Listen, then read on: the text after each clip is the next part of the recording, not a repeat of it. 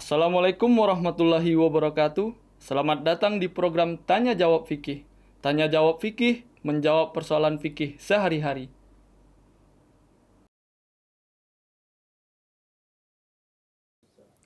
Bismillahirrahmanirrahim. Assalamualaikum warahmatullahi wabarakatuh.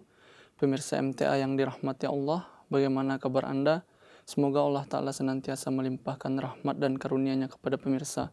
Amin Allahumma amin. Selamat datang kembali di program Tanya Jawab Fikih, menjawab persoalan fikih sehari-hari. Bersama saya Arif Abdul Hai. Selama 25 menit ke depan kita akan membahas pertanyaan-pertanyaan yang telah pemirsa kirimkan, tentunya berkenan dengan fikih. Dan seperti biasa kita telah ditemani oleh Bapak narasumber kita, yaitu Bapak Maulana Saifullah Mubarak Ahmad Syahid, yang telah hadir bersama kita di studio. Kita akan sapa beliau dan kita akan langsung membahas pertanyaan-pertanyaan yang telah pemirsa kirimkan. Assalamualaikum Bapak. Waalaikumsalam. Sehat Bapak?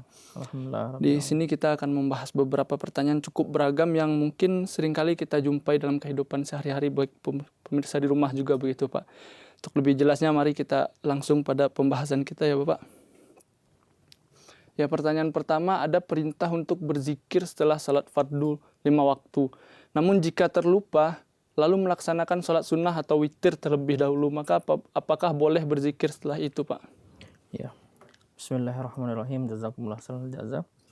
Pertanyaannya berkaitan dengan zikir ini, ada zikir yang ma'ruf ya, zikir yang kita kenal, zikir yang sudah biasa kita tahu, yang diajarkan juga oleh Rasulullah SAW. yakni setiap setelah sholat itu kita membaca 33 kali subhanallah, 33 kali alhamdulillah, dan 33 kali Allahu Akbar. Kemudian berkaitan dengan ini, di dalam hadis kita jumpai bahwa ada dua riwayat hadis berkaitan dengan zikir ini. Yang pertama, hadis yang meriwayatkan bahwa zikir yang tadi itu dibaca setiap setelah sholat fardu saja. Jadi setiap setelah sholat sholat 5 waktu saja. Kemudian ada hadis yang meriwayatkan bahwa zikir-zikir ini kita baca setiap setelah sholat. Apapun itu sholatnya, apakah itu sholat wajib, seperti sholat Jumat, seperti sholat Id dan sebagainya, ataupun sholat sunnah, sholat nafal, sunnah rawatib, atau sholat nafal, sunnah yang lainnya, itu juga membaca zikir setelah sholat itu. Dan ini ada dua riwayat berkaitan dengan itu.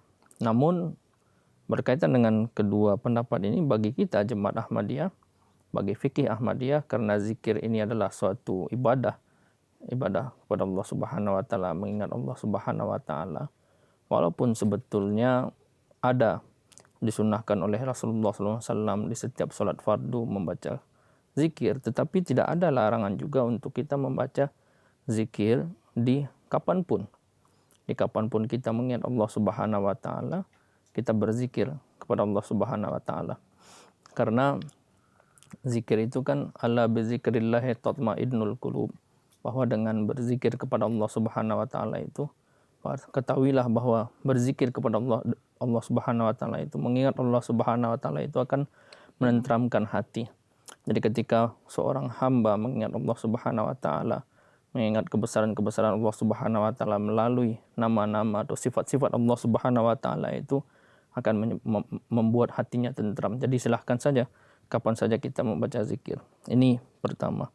Kemudian yang kedua, poinnya adalah dari sunnah Rasulullah SAW, para sahabat, kemudian para khalifah beliau, kemudian terus kepada sunnah Hazrat Masih Maud alaihissalam, para khalifah dan sahabat beliau. Beliau menyunahkan bahwa zikir ini kita baca setelah sholat fardu. Jadi misalnya kalau kita misalnya sholat fardu, sholat isya, katakanlah seperti itu, kan di sini pertanyaannya kalau sudah sholat sunnah atau sholat witir, terlanjur begitu. Nah, biasanya setelah sholat fardu itu kita langsung berzikir, Hazrat Khalifah seperti itu, langsung berzikir, baru kemudian melaksanakan sholat sunnah atau sholat witir.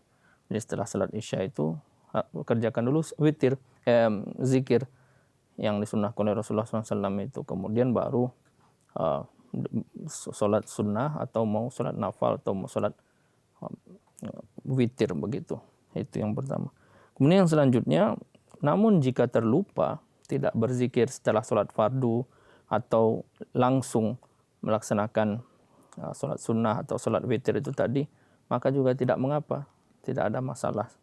Gitu. Walaupun yang harus kita biasakan adalah seperti yang sunnah oleh Rasulullah SAW, ini sunnah para sahabat dan Hazrat Masih Maud SAW dan para khalifahnya ini. Kalau terlupa ya silahkan saja nanti zikirnya setelah sholat witir atau setelah sholat sunnah begitu. Jadi memang kalau seandainya lupa pun kita bisa ngerjakan seperti yang pada prinsipnya. Satu hal yang harus kita pahami berkenaan dengan zikir ini, bahwasanya dengan zikir kepada Allah, mengingat Allah itu menenangkan hati kita. Itu artinya ini juga termasuk ke dalam ibadah yang besar begitu ya Pak. Berzikir ini termasuk ke dalam ibadah dan kapanpun kita bisa melakukannya. Jika terlupa kita bisa kan kerjakan. Tapi memang sunnah Rasulullah SAW dan Khalifah juga, Masih Maud juga selalu mengerjakan zikir setelah sholat fardu baru melaksanakan sholat sunat. Gitu ya Pak. Kita langsung pada pertanyaan yang kedua Bapak. Ada 2 azan pada salat Jumat. Apakah muazin azan pertama dan kedua harus orang yang sama Pak? Ya. Berkaitan dengan azan salat Jumat ini, yang perlu saya sampaikan pertama adalah di zaman Rasulullah SAW sampai zaman Hazrat Umar, Hazrat Khalifah Umar radhiyallahu anhu, azan salat Jumat ini hanya satu saja. Jadi tidak 2 seperti sekarang. Hanya 1 kali azan sebagaimana azan di sholat zuhur begitu, sampai Hazrat Umar masih seperti itu. Nah, kemudian di zaman Hazrat Utsman baru kemudian beliau melihat keadaan bahwa umat muslim sudah banyak ketika itu, dan dari antara umat muslim yang banyak itu memiliki profesi-profesi yang berbeda, profesi yang banyak ragamnya juga.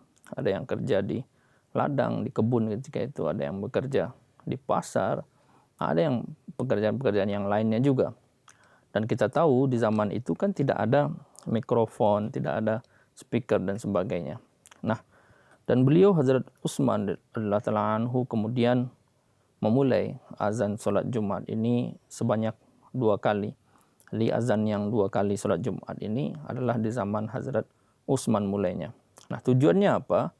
Kalau dulu azan hanya 1 kali, sekarang azannya 2 kali di zaman Hazrat Utsman, itu tujuannya adalah jadi untuk mengingatkan umat itu bahwa sekarang ini sudah mau masuk waktu sholat zuhur, sudah mau masuk waktu Jumat. Jadi di azan yang pertama itu sekedar untuk mengingatkan mereka supaya orang yang tadinya bekerja di pasar, orang yang tadinya bekerja di ladang, di kebun, mereka kan harus siap-siap juga untuk datang ke masjid. Karena di dalam Al-Quran itu kan disampaikan bahwa ketika datang hari Jumat itu, datang panggilan untuk sholat Jumat, maka cepatlah meninggalkan segala sesuatu, pekerjaan dan sebagainya. Dan di sisi lain Rasulullah SAW menyunahkan juga, memerintahkan juga untuk sebelum datang sholat Jumat itu untuk mandi, untuk bersih-bersih, mengganti pakaian, memakai parfum kalau bisa dan sebagainya. Nah, untuk itu tentu perlu persiapan. Jadi kalau misalnya dengan adanya 2 azan ini, maka akan memungkinkan umat muslim yang tadinya sedang bekerja untuk melakukan persiapan untuk datang ke sholat Jumat. Begitu. Kemudian pertanyaannya selanjutnya, apakah muazin azan pertama dan kedua harus orang yang sama? Pada prinsipnya, dalam keadaan normal, siapa yang azan yang pertama, dia juga yang azan yang kedua, dan dia juga yang kemudian iqamat. Itu pada keadaan normal. Nah, di dalam setiap masjid itu biasanya kita memiliki pada panitia masjidnya, katakanlah seperti itu. Kemudian ada khadim masjidnya, khadim masjid yang mengaturlah masjid itu. Dan ada juga imam. Jadi kalau misalnya panitia masjid atau orang yang kemudian diserahkan pengaturan masjid itu, khadim masjid dan sebagainya, atau imam mengizinkan orang yang azan kedua itu bukan dari orang yang pertama, maka silahkan saja untuk orang yang azan pertama beda, orang yang kedua berbeda. Tetapi dalam keadaan normal biasanya dalam jemaat, siapa yang azan pertama dia juga yang azan kedua, kemudian juga dia juga yang iqamat begitu. Nah, kemudian di zaman Rasulullah SAW sendiri pernah terjadi suatu kejadian bahwa suatu kali Hazrat Bilal yang merupakan muazin, yang merupakan muazin di zaman itu, beliau tidak ada halangan lah ketika itu, dan yang azan adalah orang lain. Nah, ketika mau sholat, Hazrat Bilal kemudian muazin menyampaikan iqamat, mengumandangkan iqamat. Rasulullah SAW kemudian memberhentikan beliau dan menyuruh sahabat yang tadi azan itu untuk iqamat, bahwa wahai Bilal, yang azan si fulan, dia yang harus iqamat. Nah, dari sini kita bisa mengambil kesimpulan juga bahwa pada keadaan normal, siapa yang azan, dia juga yang iqamat, dan siapa yang azan pertama, dia juga yang azan yang kedua. Tetapi kalau misalnya imam atau yang panitia masjid kemudian mengizinkan untuk iqamat atau untuk azan yang kedua, ya silahkan saja. Atau orang yang azan pertama tadi, muazin yang pertama, kemudian ada halangan ke kamar mandi dan sebagainya, sedangkan waktu sudah masuk, maka boleh orang lain yang kemudian menyampaikan azan kedua atau menyampaikan iqamat begitu. Nah, ini mengajarkan kita juga bahwa di setiap masjid itu seyogyanya harus ada ditunjuk muazin yang tetap. Karena kenapa? Karena kadang-kadang kalau tidak ada ditunjuk seperti itu, siapa aja yang mau azan. Apalagi di zaman sekarang ini dengan speaker yang keluar seperti itu, ada orang yang belum lurus bacaan azannya, salah-salah bacaan azannya dan sebagainya. Kemudian azan di situ, ya kalau kita di jemaat tentu akan mengakibatkan juga pandangan orang, bagaimana ini orang jemaat Ahmadiyah azan kok seperti ini begitu. Atau anak-anak yang tanpa dikontrol dan sebagainya tiba-tiba datang kemudian azan, baru azannya tidak stabil lagi, tidak bagus lagi, ya kan, maksudnya bacaannya dan sebagainya. Nah, jadi ini untuk mewanti-wanti ini juga di jemaat seharusnya ada yang ditunjuk azan. Kemudian saya lihat di umat Islam yang lain ada juga di antara beberapa itu kebiasaan kalau datang di masjid mereka berdiri langsung. Imamnya masih duduk, kemudian makmum yang lain masih duduk, jemaah yang lain masih duduk. Dia langsung saja Allahu Akbar, asyhadu an la ilaha illallah, ya kan. Nanti orang lain pada kaget. Saya pernah sekali waktu di masjid, di salah satu jemaat seperti itu ada orang, karena kita kan masjid jemaat terbuka. Jadi mereka datang juga di situ, belum lagi kita masuk waktu sholat berjemaah, imamnya juga belum berdiri. Nah, dia langsung saja. Nah, makanya di jemaat untuk iqamat itu imam perintahkan takbir atau iqamat supaya kita ini tertib. Nggak siapa yang datang langsung iqamat dan sebagainya. Belum lagi waktu untuk yang ditetapkan untuk masuk sholat berjamaah langsung sudah iqamat, ya kan. Jadi seyogyanya pada dasarnya yang azan yang pertama, dia juga yang azan kedua, kemudian dia juga yang iqamat, kecuali ada hal-hal tertentu itu tadi. Jadi dua hal yang kita dapat tarik kesimpulan dan merupakan pengetahuan baru juga, bahwasanya azan yang 2 kali ini pada salat Jumat itu sebenarnya ada pada saat azan Utsman begitu ya Pak. Pada saat azan Utsman, karena banyak sekali umat muslim waktu itu, dan untuk mengumpulkan mereka atau memberi peringatan bahwa sudah masuk waktu sholat Jumat, maka diadakan azan kedua. Dan berkenaan dengan azan yang muazin yang pertama dan kedua ini sebenarnya dalam kondisi normal harus, karena itu lebih baik begitu ya Pak. Namun jika kondisi memang memaksa begitu, kita tidak apa-apa mengganti muazin atau setelahnya mungkin orang yang iqamat begitu. Dan memang kita lihat seperti yang Bapak sampaikan tadi, bahwasanya di Gair memang tidak ada yang memerintahkan. Artinya orang yang iqamat itu datang menyelonong dan maju ke depan itu langsung saja mereka membacakan. Sedapatnya kita di jemaat tidak begitu, karena semua sholat berjamaah itu harus atas perintah imam begitu ya Pak. Jadi imamlah yang mengatur untuk memulai sholat atau memulai takbir begitu ya Pak. Kayak kalau di jemaat sebagian besar sudah teratur lah ya. Kita sudah tahu lah anggota jemaat bahwa iqamat itu harus berdasarkan perintah imam. Dan saya ingat lagi kalau di Kadian itu kita sholat Jumat itu azan pertamanya biasanya 30 menit atau 45 menit sebelum azan yang kedua. Jadi ada waktu yang sangat panjang. Kalau di sini saya lihat cuma 10 atau 15 menit. Sedapatnya itu panjang karena tujuannya itu tadi mengingatkan orang supaya datang ke bahwa waktu sholat Jumat sudah mau datang. Karena kalau misalnya hanya 10 menit, 15 menit orang datang, belum lagi nanti waktunya tinggal berapa, tidak ada kesempatan untuk sholat sunnah. Karena sholat sunnahnya ada 4 rakaat juga. Itu. Jadi kalau buru-buru seperti itu, jadi kesempatan untuk melaksanakan sholat sunnah itu jadi berkurang begitu. Walaupun setelah azan yang kedua pun masih bisa sholat sunnah, tapi hanya itu tadi, hanya 2 rakaat saja. Karena kita sudah akan menyimak khutbah begitu. Itu. Kemudian yang tadi yang saya terlupa bahwa kadang-kadang nanti ada orang yang bertanya bahwa apakah ini tidak bid'ah? Karena kan di zaman Rasulullah SAW hanya satu azan. Kenapa di zaman Hazrat Utsman menjadi 2 azan? Ini kan buatan-buatannya Hazrat Utsman begitu. Nah ini yang perlu disampaikan juga, ini sama halnya dengan pertanyaan ketika sholat tarawih itu. Sholat tarawih yang seperti kita sekarang ini tidak ada di zaman Rasulullah SAW. Beliau sholat tarawih itu sendiri-sendiri dulu. Nah zaman Hazrat Umar baru beliau kemudian melihat umat muslim sholat di masjid, sholat malam di bulan Ramadan itu sendiri satu-satu berkelompok-kelompok seperti itu. Akhirnya beliau mengumpulkan. Nah ini tidak bid'ah. Karena kenapa? Karena Rasulullah SAW pernah bersabda, alaikum bisunnati wa sunnati khulafai rasyidin wal mahdiyin. Jadi wajib atas kalian sunnahku, kemudian juga sunnah khalifah Rasyidin, kemudian juga khalifah Rasyidin yang mendapat petunjuk. Jadi sunnahnya para khalifah Rasulullah SAW itu sebenarnya seyogyanya adalah sunnah dari Rasulullah SAW juga. Jadi bukan bid'ah. Jadi apa yang dilakukan oleh Hazrat Utsman dengan menemukan azan yang kedua ini, memunculkan azan yang kedua ini bukanlah bid'ah gitu. Ya, Pak. Cukup jelas sekali, Pak. Kita langsung kepada pertanyaan yang ketiga, Pak, yaitu berkenaan dengan dalam keadaan tertentu atau mendesak saat di perjalanan boleh menyimpan Al-Quran atau buku dan ayat-ayat Al-Quran yang di bagasi motor, Pak. Mungkin di mobil juga kadang kita meletakkannya di bawah karena saking banyaknya barang, atau di tempat-tempat lain begitu, Pak. Ya, berkaitan dengan ini yang pertama harus diingat adalah di dalam Islam itu dalam mengerjakan apa saja ada konsep innamal a'malu binniyat. Jadi segala sesuatunya itu tergantung kepada niat. Itu di dalam hadisnya. Kemudian di dalam Al-Quran itu la yukallifullahu nafsan illa wusaha.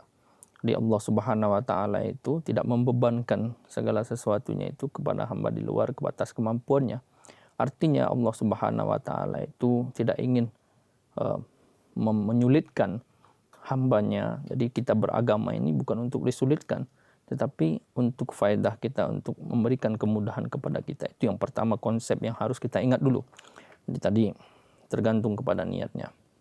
Nah, adapun dengan menyimpan Al-Quran atau buku-buku atau buku catatan yang di dalamnya bertuliskan ayat Al-Quran di jok motor atau di tas atau di belakang mobil atau di mana saja, atau misalnya juga kita bawa tas kemudian di mall dan sebagainya, itu kita datang masuk mall, masuk ke kamar mandi, apakah lantas kita harus buka itu tas kemudian kita tinggalkan tasnya di luar? Kalau misalnya ada tempat penitipan tas ya sah-sah saja, tidak masalah. Tetapi kalau misalnya tidak ada, ya kan, kalau tinggalkan di luar bagaimana, lebih tidak pantas lagi. Jadi kita ini di dalam Jemaat Ahmadiyah, kita dalam berfikih ini kita biasa ngambil jalan tengah.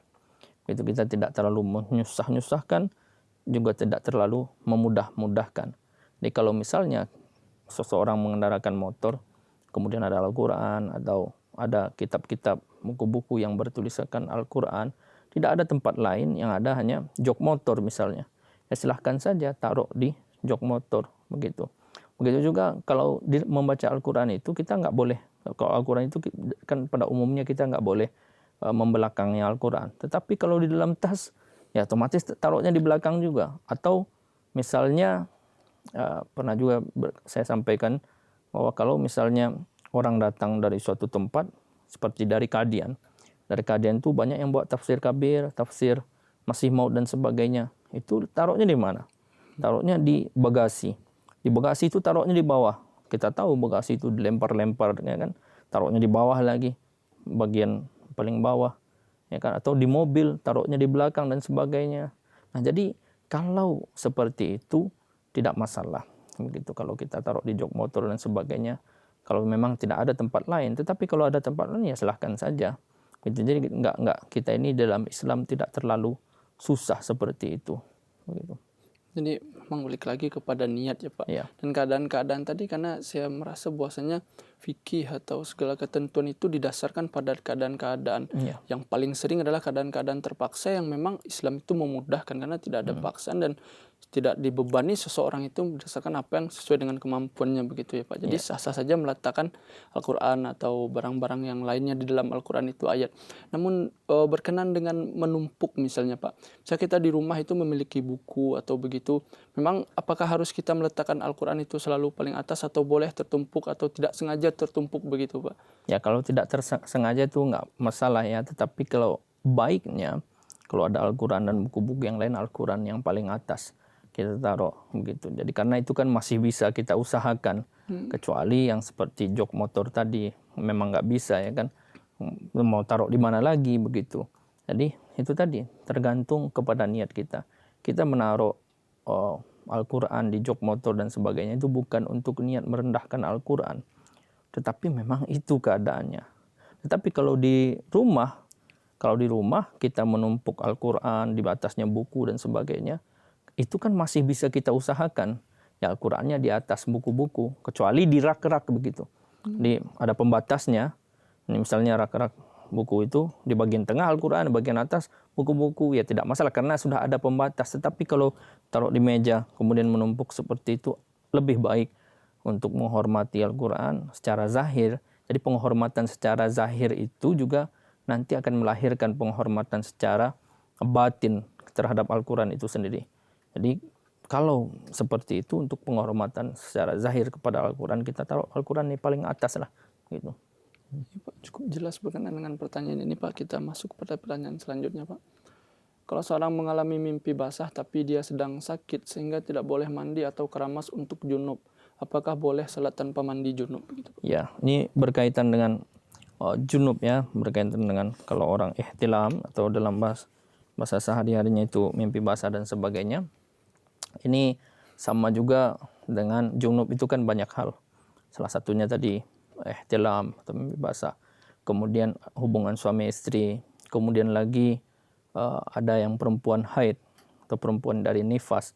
Nifas itu yang darah setelah melahirkan itu sampai 40 hari, mulai dari hari pertama sampai 40 hari, ada yang 10 hari nifasnya sudah selesai dan 3 hari, ada yang sampai 40 hari maksimalnya itu. Jadi ada yang dari haid perempuan, kemudian setelah berhenti selesai haidnya dia akan mandi wajib begitu.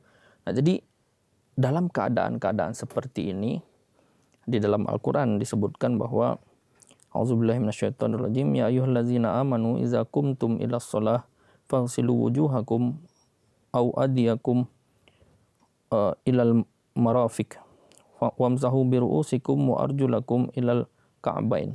Jadi wahai orang-orang yang beriman, jika kamu akan mendirikan salat, faghsilu wujuhakum, basuhlah wajahmu, wa adiyakum ilal marafiq, dan tanganmu sampai ke kedua siku, wamsahu biru'usikum wa arjulakum, kemudian basuhlah masah atau basuh biru'usikum kepala, wa arjulakum kemudian kaki, ilal ka'bain sampai ke mata kaki.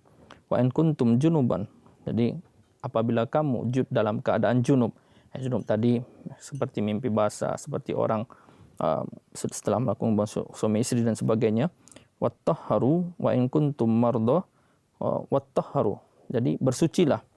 Wa in kuntum marda, dan apabila kamu sakit, au ala safarin, atau di dalam keadaan safar, au jaa ahadum minkum minal ghaid au lamastumun nisa, atau datang dari kamar mandi dan sebagainya, minal ghaid au lamastumun nisa, atau kamu menyentuh perempuan.